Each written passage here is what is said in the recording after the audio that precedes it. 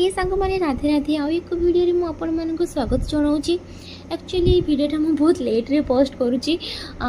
वीडियोटा मुझे शूट करी रज दिन हेले मोर टे देह खराब होता आ पुअर कौन होता कि जाने तार शेड्यूल पूरा चेंज होता जो कि सी पाखापाखि गोटे सप्ताह धरी बहुत लेट नाइट रे सोला एक दिन 2टा पर सबुदिन सोला आ सबुथर से सैला पर ही मु वीडियो एडिट करे हेले से वीडियो एडिट कर पारती कहीं मत टाइम भी मिल नाला से टे लेट होता।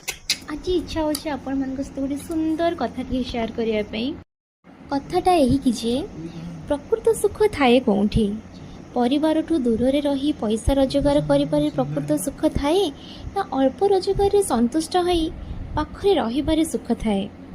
हाँ एक कथा सत पैसा जीवन रे आवश्यक किंतु पैसा सब किछि दे पार न थाए सब सुख दे पार न थाए। पैसा थिले घर गाड़ी सुविधा मिल पारिबो एक कथा सत किंतु कोन मनर शांति और प्रकृत सुख ये सब जिनस दे पारि थाए केबे नुहे। जोंटी भल पाइबा विश्वास और प्रकृत जीवन साथी थाए ना सेठी ही प्रकृत सुख थाए सेठी ही भल पाइबा थाए सेठी ही सुख शांति सब किछि थाए।